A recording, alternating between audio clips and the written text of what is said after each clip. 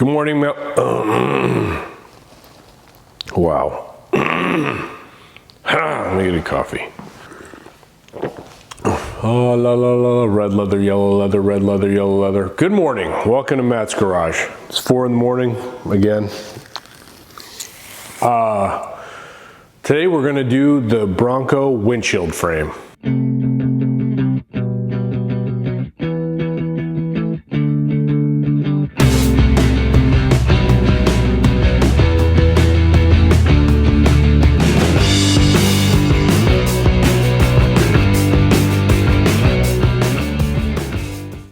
We're dealing with a couple of conditions here. This one where the bolt snapped off, but there's enough for me to put a nut on it, weld it, and try to pull it out with heat.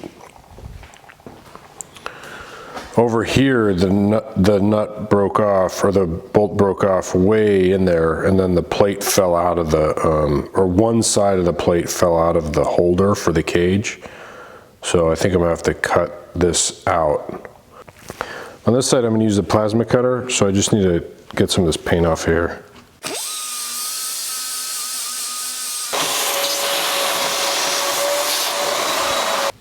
You guys missed it. You'll have to take my word for it. There's a ton of crap that came out of there. Like just an enormous amount of crap. I'm still getting stuff out of here.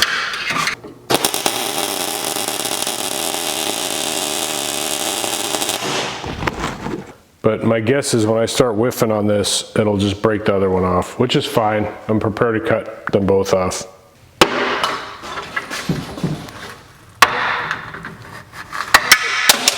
Just like that. Distance to here is like 3.5 inches with that, but it just depends on how you measure it. Let me grab a tape. It's like between a 5 1/8 and 5 3/16. On this side, it's more like 5 3/16, but I can make the hole a little bigger. I don't think that matters much.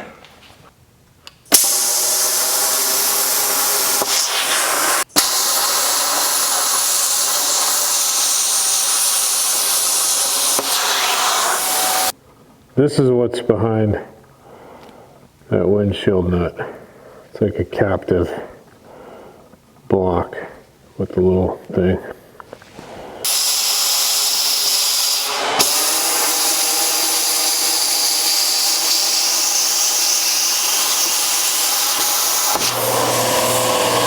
I think this is a 3/8? Yeah, 3/8 course. Thread checker. Love these things. I cut the back of the bolt off. Sometimes that helps get the bolt out. Like it's usually rusted at the back. I don't know, we'll see. This was pretty seized on there, but.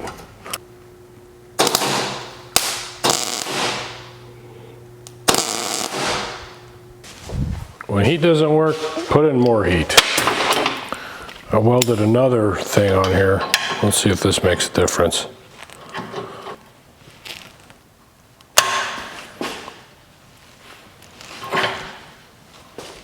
Dang it.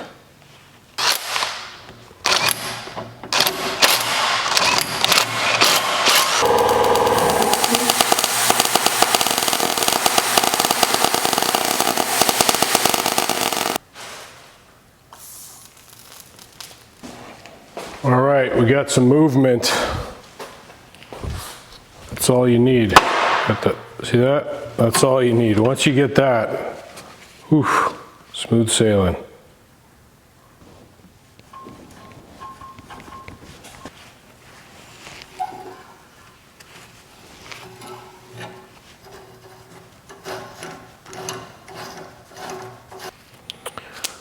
Might just shoot these with some OSPHO. Also known as metal prep-and-etch from Home Depot.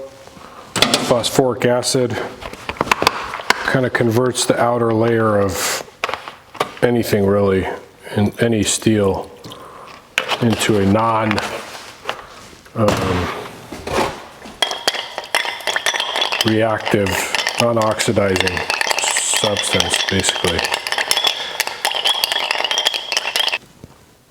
So I spent a bunch of time trying to figure out how to attach an old style cage to this and bending it up and blah, blah, blah. And I figured out I don't really need to do that. I can just make a cage that attaches to the windshield frame. So I basically bent this one up. I don't really need to limit the lower travel of the backing nut, just the upper. So this will slide in under. It goes like that, and it goes like that. This piece I made goes inside. So I just need to use a magnet to sort of pull it up into place and then weld it.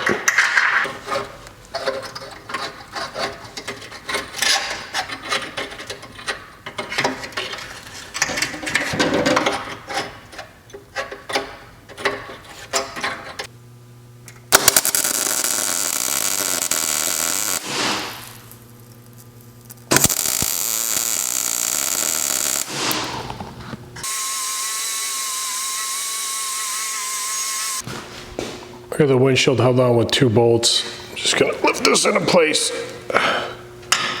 And it's close. It's not perfect, but it's like right there. Man, I cannot stand body work on so many levels. Anyway, this hole here, I made a little piece to fit in it. It's just a complex box out of sheet metal. But before I burn that in, I'm going to use this hole and, you know, this hole and these holes as an entry point for a phosphoric acid treatment on the inside to sort of freeze the rust in place. Then I'm gonna come back, weld this in. Then I got one hole here that's gonna be a fun one because I'm basically gonna zap it and it's gonna explode, and then I'm gonna zap it some more, it's gonna explode, and I'll just chase that until I get it closed up. What the right thing to do would be to like actually cut this whole thing out and like recreate the shape, but we're not gonna do that.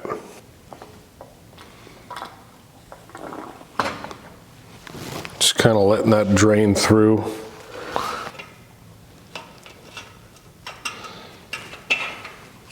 All right.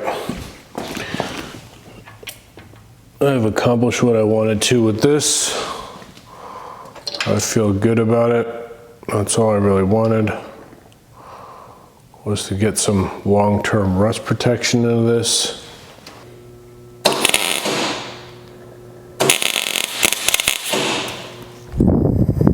So it's definitely not perfect, but it's also definitely done. And then I also got this corner filled in here, so that's good. Some of you might have noticed that I don't have a hole in the back side of the plate there, which is a mistake, so I need to go in with a smaller drill and sort of drill out a hole by moving the captured nut around. That was just stupid. There was a good size hole here. I filled that and ground it down, and now I just need some body filler. That's not a hole, that's just a pit. And then here, there was a tiny pinhole, I just zip, and then it took care of that. Well, that was great. I was really dreading doing this project because I really don't like body work and rust repair, and I just got after it, and now the windshield is body work done. I mean, other than the plastic filler, it's body work done. It just needs to be cleaned off, sanded, and plastic filler, which is going to happen with the whole rest of the truck too. But now I don't have to stress about, is that going to work out? Am I going to be able to reuse it? This was probably, I mean, I've seen way worse than this saved, so it was fine. And yeah, now it's going to go back in the corner shop, and I'm going to move on to something else.